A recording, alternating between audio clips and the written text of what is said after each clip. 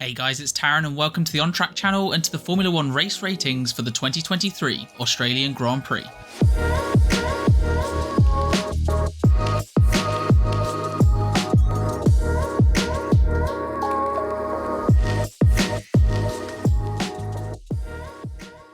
So a very warm welcome to this race rating series, as always taking a look at the drivers' performances and how they've done during the race over the past weekend.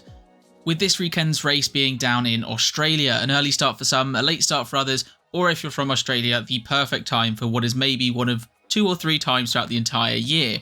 Before we get into the video though, as always, if you do enjoy it, do make sure to give the video a thumbs up, it really does help it out, and subscribe for more F1 content this series and other stuff throughout the year. Now, with that out of the way, let's get into it.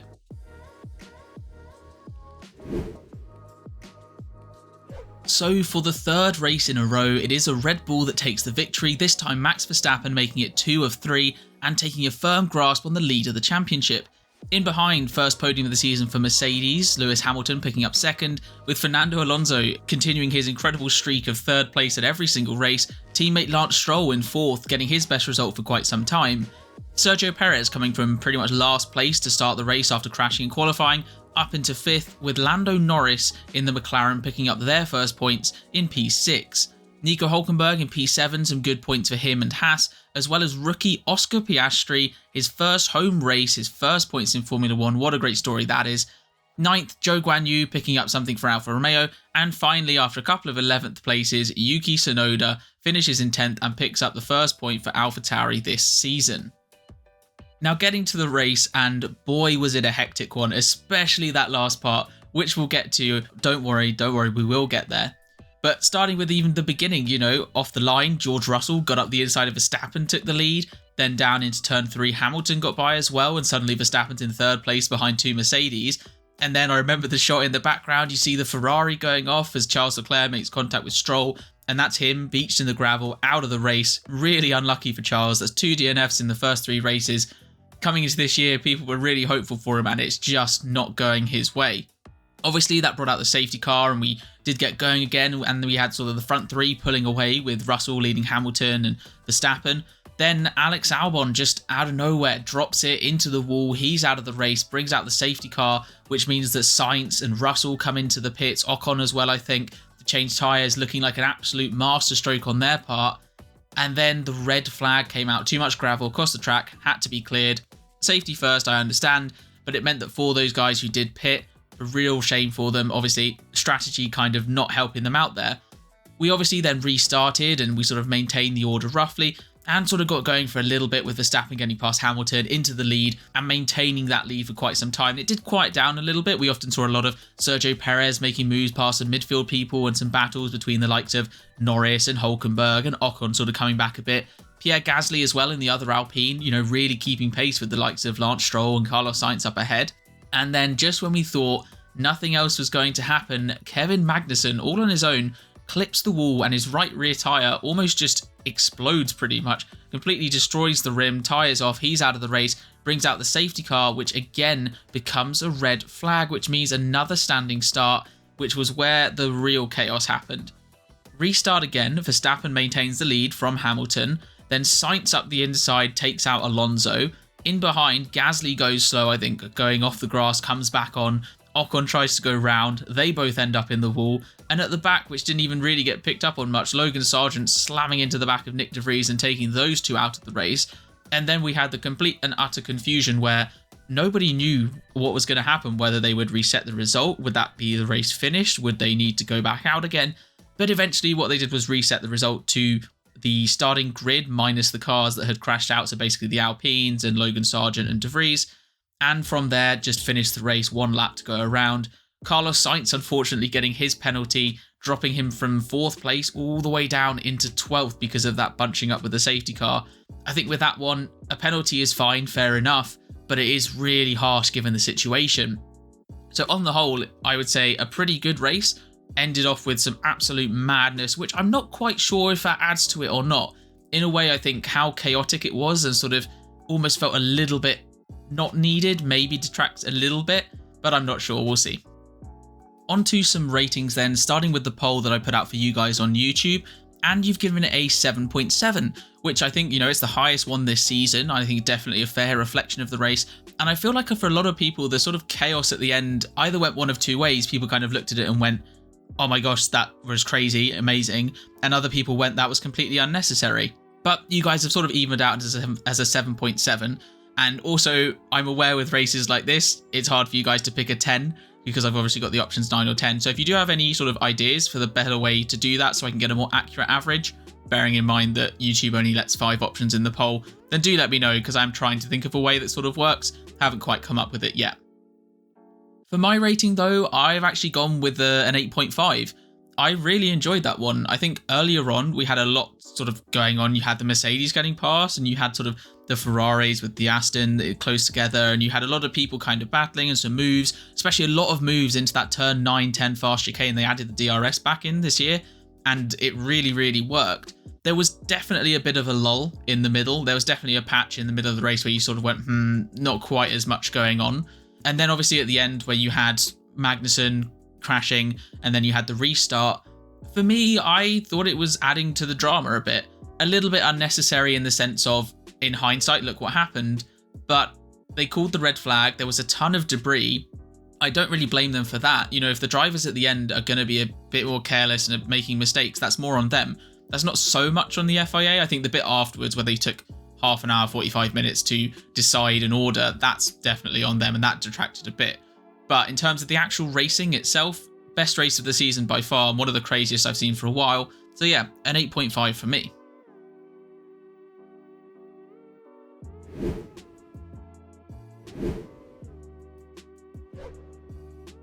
On to drivers, and starting with Alex Albon in the Williams, and what an up and down race in literally just 8 laps or so. Was running up in P6 after an amazing start. That's such a high place for the Williams. And then on his own, just completely lost it. And that was him out of it, throwing away what could have been a lot of points, especially look at what happened at the end. It could have been even more than P6 for him. So yeah, not the best for Alex. And even though it's only 8 laps, he's lost it on his own. And so I think rating wise, yes, he's got an amazing start. He's running well and looked comfortable enough in P6. But then he's lost it on his own. And so I think for him, it's got to go down as probably a 3. If he had a really bad start or something, you're looking at like a 1.5 or so, maybe a 2. But I think a 3 because he was looking really good in those first few laps. But ultimately, he's lost it on his own, crashed into the wall, and that's him out of the race.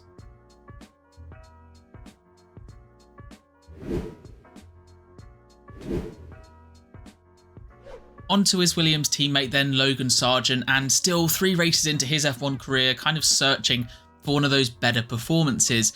Obviously, he started down near the back of the pack and was quickly, passed by Perez and Bottas through him pitting under that initial safety car.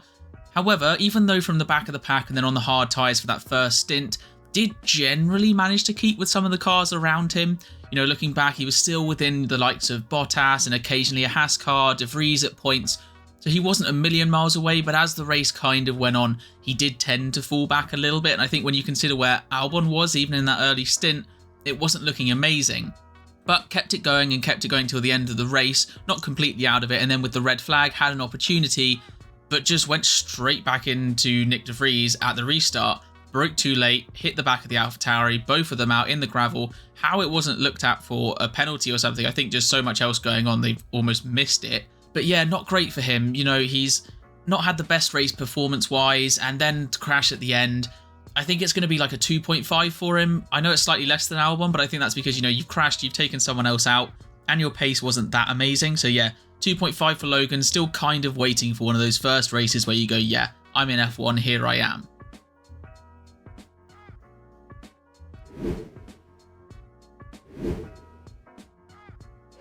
Next up then, the Ferrari boys, and honestly did not expect to be seeing them this early on in the video, but they've honestly ended up with pretty dreadful weekend, no points between them. Starting with Leclerc, as you can see, and obviously just a very disappointing, 4 corners for him? 3 or 4? No, 3 corners, not even 4. Going around the outside of Lance Stroll and just being tapped at the rear, spinning off into the gravel, and that was his race done. I think looking back, it is a racing incident. Stroll's kind of being squeezed from both sides. He is trying to back out of it. And unfortunately, Charles is just caught by him, and that's him out of the race. Rating-wise, it's obviously not applicable, but it really isn't what Charles needed. I think he's in 10th place in the championship now. Just 6 points to his name and only 1 race finish from 3.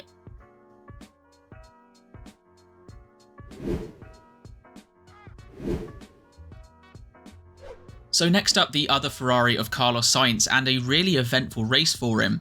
Started well and was running in sort of P4, was ahead of Alonso, just behind Verstappen and Hamilton and Russell.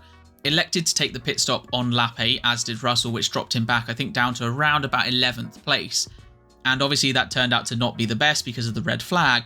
But after that, he did work his way up the field very well, getting past the likes of the McLarens.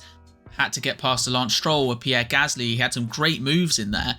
And, caught up to the back of Alonso pretty much and was running just about a second or so, a little bit more than that, between 1 and 2 seconds behind Fernando, who had been running very well himself. And so I think for Sainz, he's had a really good race generally. Unfortunate with the strategy, but done as much as he could to salvage as much from the race as he possibly could. And then obviously at the end, we have the red flag, starts, goes up the inside and just clips the back of Alonso. Alonso spins round. And in terms of an incident, I can just about see why they say it's a 5-second penalty.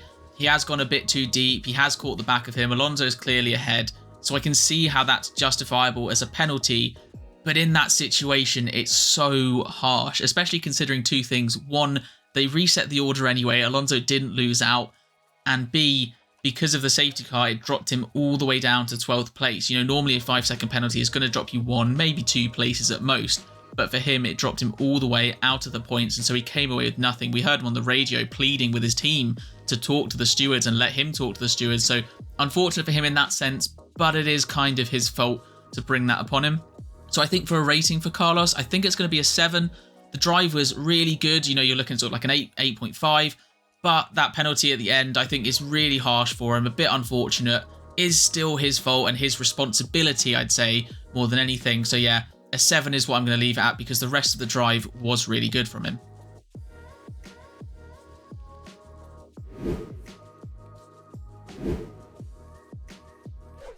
Next up then, the first of the Alpines, Esteban Ocon. Obviously DNF'd in the end, but for the rest of the race had quite a lot to do. Started out of the points and pitted really early on with that initial safety car on lap 1, changed off of his soft tyres, that dropped him back a bit, and maybe it would have been a good call. I mean, it was still very early, but with the red flag later on, it really didn't help. It meant that, others could get free tyre changes, he was dropped behind them still, so not the best strategy-wise, but in terms of a drive from there onwards, it was actually fairly good. He slowly made progress, getting past the likes of Oscar Piastri and Yuki Tsunoda and making his way back up into the points, which is where he was when we had the final red flag. And obviously then the big thing is the collision with his teammate Gasly, and from his position, I don't think he's really done anything wrong. The gap is there on the outside. He has more speed than Gasly. He's going to go past, and if Gasly had seen him, there's no way he would have turned. So I think that one is definitely not Esteban's fault. If anyone's fault, it's probably Pierre's. So yeah, Esteban in terms of fault and any sort of deduction there, not at all. In terms of race pace throughout the whole thing, I think it was fine. He did fairly well to recover from what was a bad strategy call. So I think for a rating for him, it's probably going to go down as a 6, maybe a 6.5. But the reality is he didn't catch up to anyone like a Norris and was running fairly far behind, like 7 or 8 seconds. So I think 6 is a fair rating, a fairly solid drive considering not the best strategy.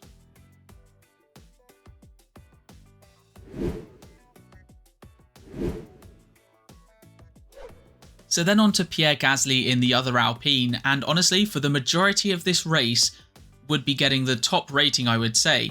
He's kept Lance Stroll in the Aston behind. We know what that car can do. He's keeping up with the likes of a Carlos Sainz throughout the most of it and is staying with those top runners. And not just, oh, he's a few seconds away. He was often almost in DRS range of the cars ahead of him. And as I said, solidly held off the cars behind. So race pace wise for Gasly, absolutely incredible. Then we get to the red flag at the end. And this is obviously the much bigger point for him because it meant he came away with no points from this one, DNF'd, collision with his team, everything, so let's dive into that a bit. Now, having looked back at his onboard, he initially goes wide, avoids the back of Fernando Alonso, but does have a little lock-up, and I think that mistake is kind of on him, going wide at turn 2 effectively onto the grass, which then forces him to rejoin slowly. However, I wouldn't say it's his fault that you have the collision with Esteban. I'd say it's more his fault than Esteban, but not fully his. So I think it's fine for neither of them to get a penalty. But In that situation, you do have to be just that little bit wary that you're joining at such a slower speed, and ultimately that has been caused by his kind of mistake. It's not going to detract too much though from his race. Overall, I think it was really, really good. So for a rating for Pierre, it's going to be an 8.5. Definitely one of the top races, and would have been like a 9.5 had he not had that crash at the end. Even if it's not his fault, a crash and a DNF still deducts, a little bit. He's not finished the race. But on the whole, pace-wise from Pierre, a brilliant one.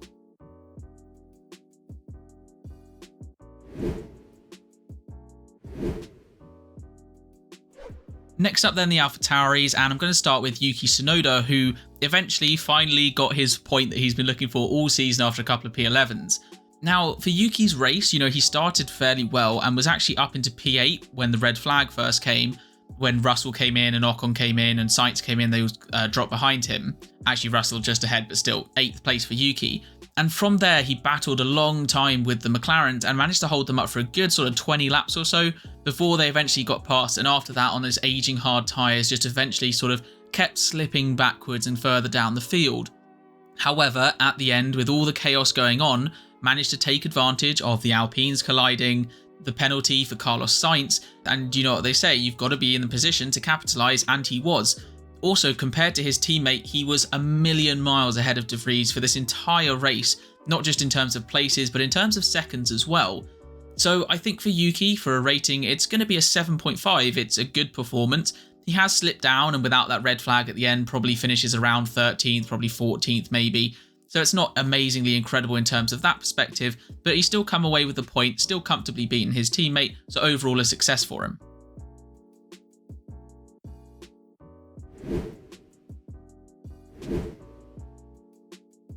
So next up then, Nick De Vries, and honestly it's just a generally disappointing race for him for a number of reasons.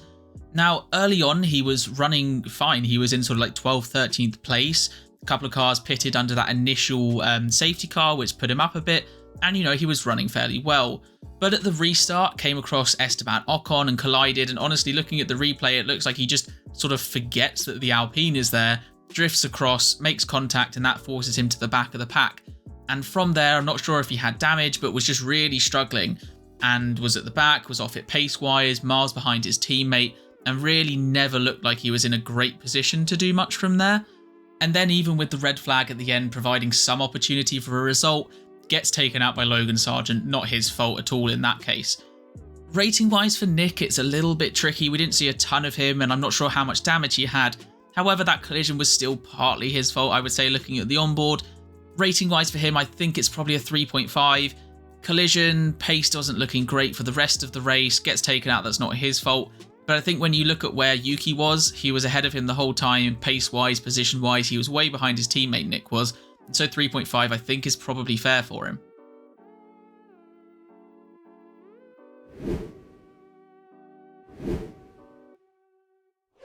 Next up then, Valtteri Bottas in the Alfa Romeo, and considering only 12 cars finished this race, and the one behind you got a penalty at the end, to finish 11th is quite disappointing really, especially when you consider that the Alfa Romeo didn't have horrific pace or anything, didn't have the best qualifying for Valtteri, started further down, and obviously started in the pit lane because of it, but didn't have the best of first stints and was actually made worse at the restart on lap 9, dropping back from sort of like 15th, 16th, all the way down to last place. I feel like Valtteri and his starts are something that he's just never been great at.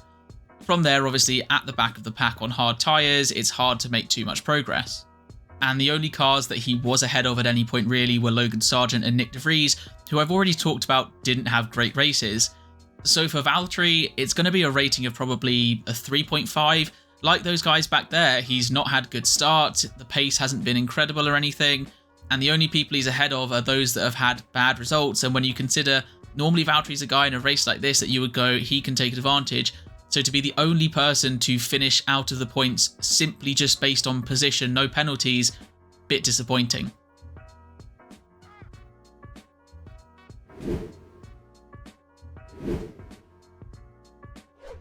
Next up then, Zhou Guanyu in the other Alfa Romeo, who unlike his teammate has had a much better race in general. He started okay and was actually running just ahead of Valtteri, but then after the second standing start, where his teammate went backwards, he went forwards, jumping up about 3 places or so, really putting him in the mix with the likes of Ocon and Piastri at the sort of back end of the points. However, from there, the Alfa Romeo didn't have the best of pace and he did slowly drop backwards, managing to get past Tsunoda though and eventually finish ahead of him for a couple of points, which is a good result when you think about it. Considering all the chaos at the end, comes away with a couple of points, is ahead of his teammate for most of it as well, and doesn't look too bad on his pace. I think rating wise for Joe, it probably goes down as a 6. Overall, it's a fairly solid race and most of his positions have come from good starts as opposed to just the actual pace itself, but still coming away with points and he's ahead of his teammate. It's a solid drive.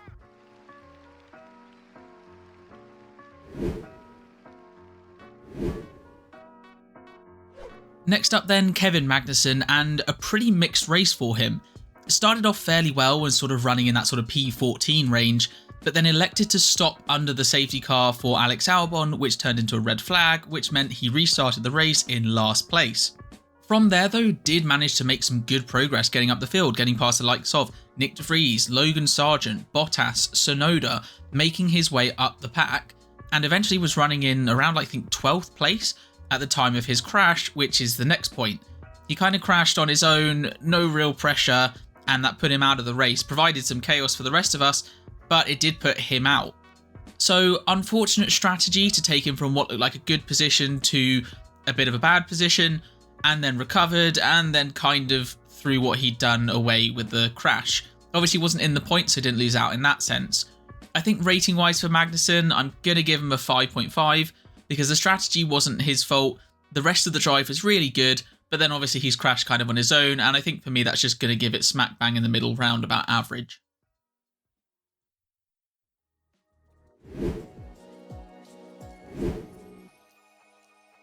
Next up then, Nico Hülkenberg, who didn't have the most eventful race, but still one that was fairly consistent and fairly consistently good. Found himself up there in the top 10 pretty early on, actually as high as 6th place after George Russell's retirement. Did stop though, which then brought him back down a bit, and spent most of the time defending from Lando Norris, who he kept at bay for most of the race, normally a second to 2 seconds behind, with the McLaren eventually catching him up and getting past. Nico did put up a good defence, if a bit over the line at times, but managed to hold at the McLaren for a few laps, did not make it easy at all, and then eventually did lose the position and drop back just a little bit. At the restart, stayed out of trouble and ended up picking up a couple of points come the end of the race. So for him, that's a good result, fairly good pace throughout, and I think for him it's going to be a 7.5. Running as high as 6th and 7th for that Haas car is really higher than it should be, plus the pace was good, keeping the likes of Norris behind him for almost the entire race.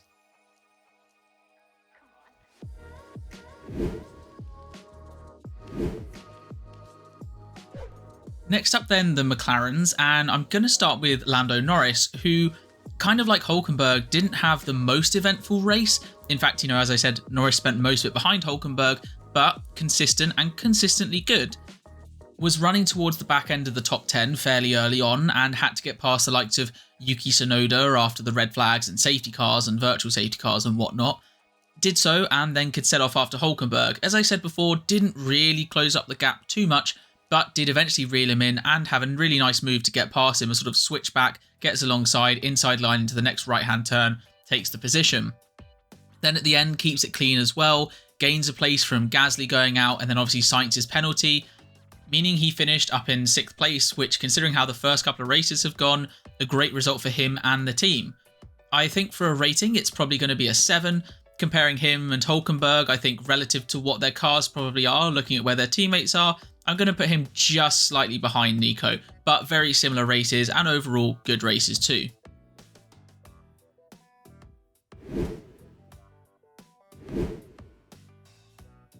On to Oscar Piastri then, and after the starting few laps was running just behind his teammate Norris, and after the Russell virtual safety car was still just behind his teammate.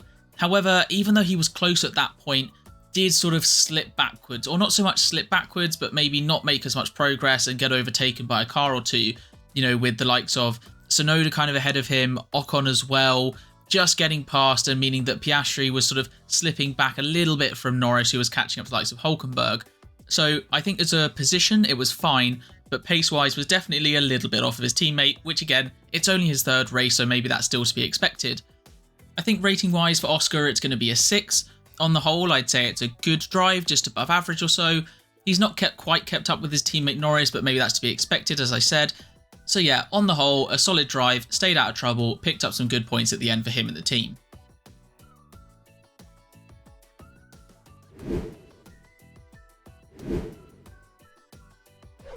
Next up then, Mercedes, and I'll start with George Russell, who a very disappointing race for him, but none of it through his own fault. Did what he needed to do down in turn 1, got up alongside Max, took the lead of the race, then had his teammate Hamilton putting pressure on him from behind and managed to hold him off, sometimes outside that DRS range, sometimes within, but looked like he was doing okay, fairly comfortable in keeping that little bit of a gap. Then team called him into pit when Albon went off and it was just a safety car, which honestly he said afterwards they could have won the race if they didn't have all of the red flags afterwards, and you know, I could potentially see that, a free-ish pit stop. Taking those hards to the ends probably would have been slightly tricky, but most of the others were doing something similar. So I think for him, it's really unfortunate then that that became a red flag and he was down in 7th. Even so, was making good progress, getting past the cars like Gasly, getting past, staying ahead of Sainz, I should say. And then unfortunate just to have the engine failure. So I think for George, it's probably going to be a not applicable rating. What he demonstrated was really good and would be deserving of a really high rating. The trouble is, it's only 17, 16 laps or so, and you really don't know what could have happened with the rest of that race. There's a lot that could have gone on. So I think a not applicable is probably the fair enough rating for George.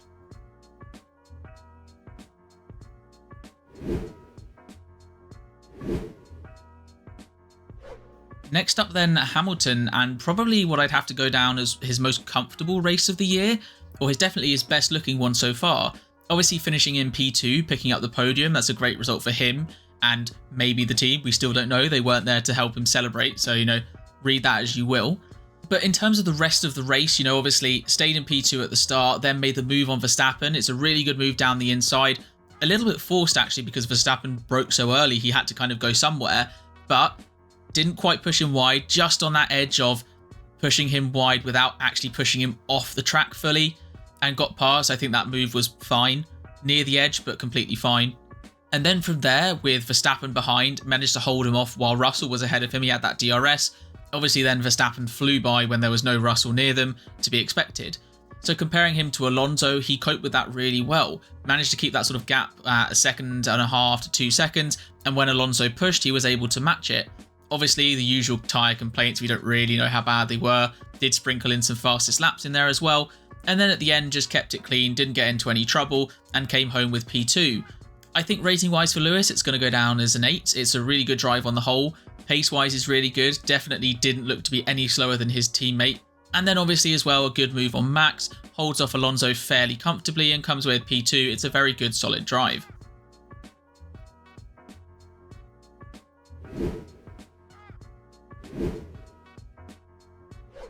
Next up then, the Aston Martins, and I'm going to start with Lance Stroll, and his Australian Grand Prix is a little bit of an odd one in the sense of he's finished in P4.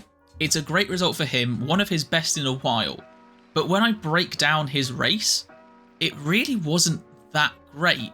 Look at it early on, has the collision with Leclerc, not really his fault, but a collision nonetheless. Okay, he's now behind the likes of Carlos Sainz or a Pierre Gasly, and even after Sainz stopped and then we had the red flag, he then made his way back up through and past him.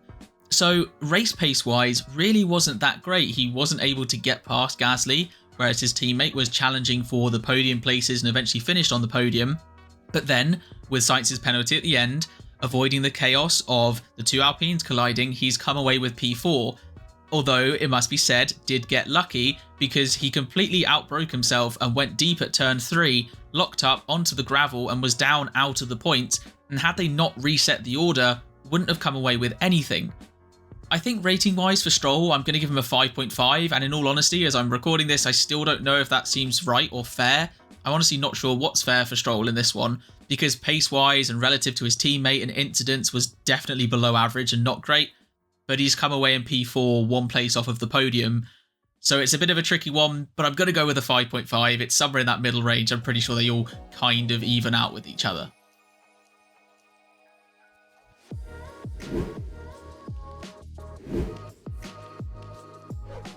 On to Fernando Alonso then, who after the first few laps was running down in P5. He had Sainz ahead of him, Hamilton, Verstappen and Russell.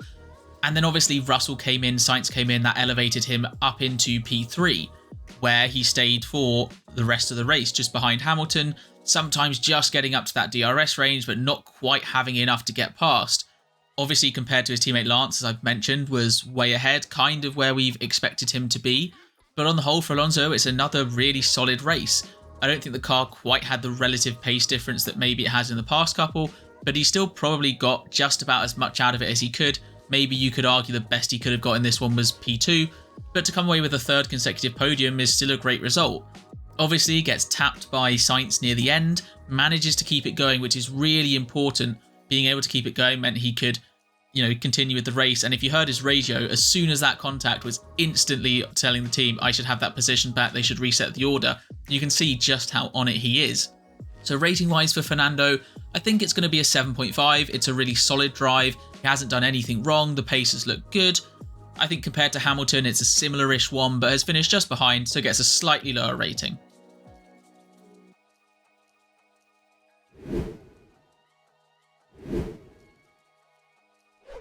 So finally on to the Red Bulls, and I'm going to start with Sergio Perez, who obviously started at the back in the pit lane after crashing in qualifying. Luckily for him, these are the race ratings, not the qualifying ratings. So that meant he had a drive through the field, and actually I find it quite interesting because obviously Verstappen last week and last race started in 15th and had to fight his way through, and Perez in this one had to fight his way through, and there were safety cars, there were red flags, and you compare the two. Whereas before, Verstappen pretty quickly halfway through the race was up into P2, Perez never really got higher than 5th or 6th.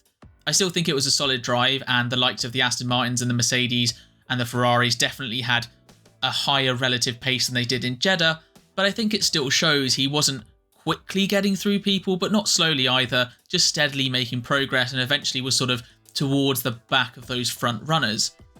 Obviously, he stayed out of trouble at the end and has come away with a P5 finish, which considering when you start at the back is a good result.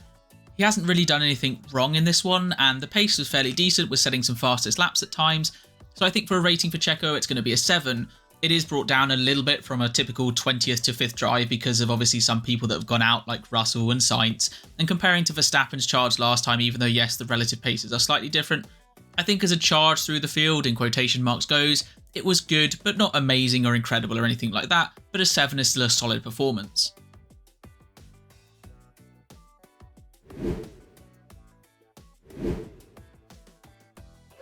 And then finally, Max Verstappen in what I'd have to say is probably his least comfortable race of the year, and that includes Jeddah, where he had to come through the pack.